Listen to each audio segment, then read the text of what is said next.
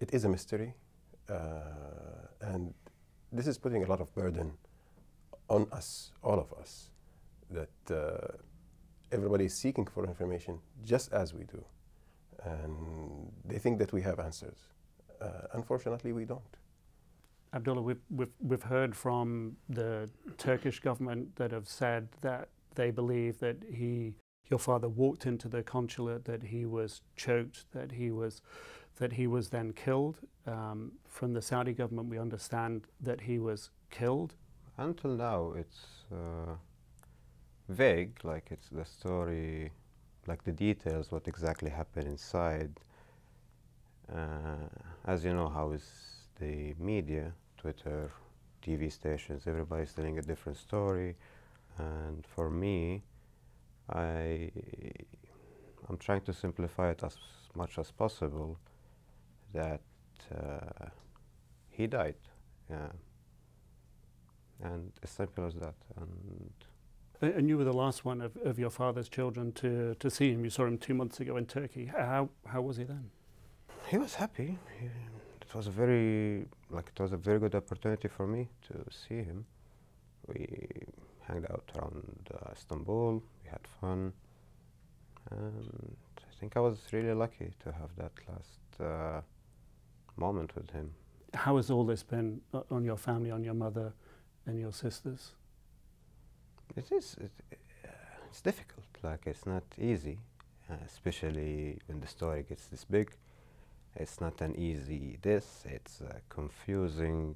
Even the way we grieve, it's a bit confusing, like, because we're grieving, at the same time we're looking at the media and the misinformation. Like, there's a lot of ups and downs. It's not a normal situation. Like, it's not a normal death at all.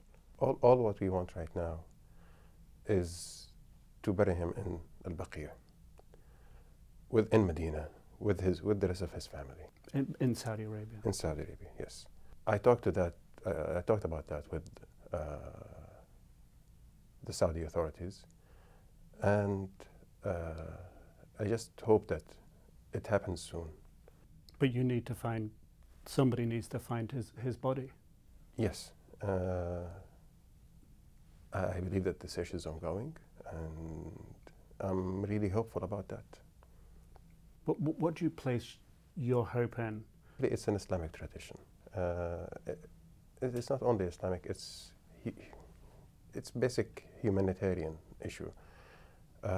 We just need to make sure that he rests in peace. Until now, I still can't believe that he's dead. I know, I mean, it's not sinking in with me emotionally. He has deceased, for sure. But the emotional burden that is coming with the puzzle is really big.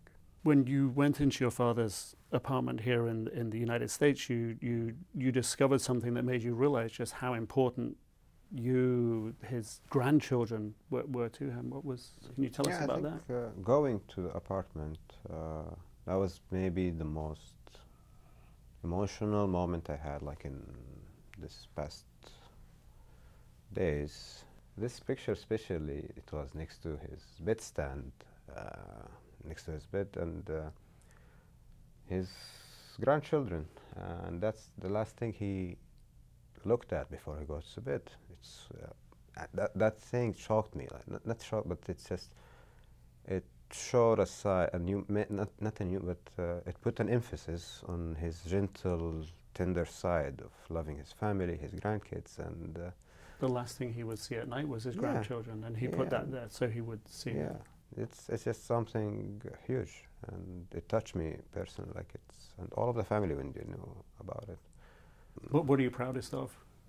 He's always said the truth, like, basic human, just a good person, as simple as that. And he was very brave. He was always out there. Like, for me, he was like a rock and roll star as a journalist. Like, because he was sort of pushing the system a bit. Yeah, and he's always pushing. He was always Yeah, he's brave.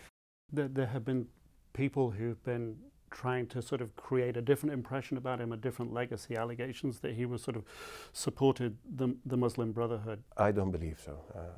Can Abdullah, you can shed a light on that. I used to tease him also. Like the last time when I met him in Turkey, I used to tease him like, oh, I read this on Twitter, like they're saying you're Muslim Brotherhood. Where is your beard? Where is something? And he laughs and he goes in details. I'm not Muslim Brotherhood because of this, and like, I just And he hear. said that to you? Yeah, Right, and it's just labels, or it's just people not doing their homework properly and reading his article, going in depths. So it's just easier for them just to stick a label on him, like, oh, you're something, you're that, you're that, you're that. Can you tell us about that meeting with the Crown Prince and the King?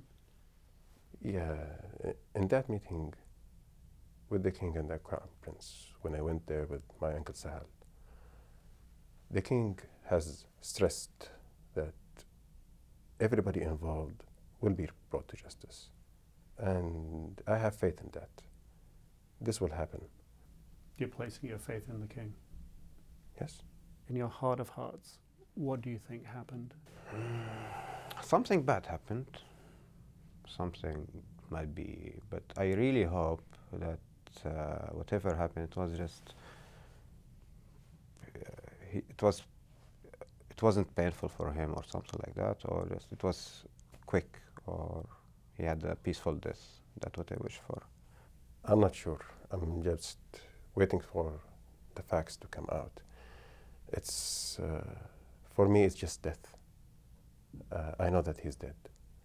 All I'm waiting for is for the investigation to be over, so the facts can turn out. How do you think your father would want to be remembered? As a moderate man who has common values with everyone, genuine and honest, a man who loved his country, who believed so much in it and its potential. Jamal was never a dissident. He believed in the monarchy, that it is the thing that is keeping the country together. And he believed in the transformation that it is going through. And that's how he should be remembered.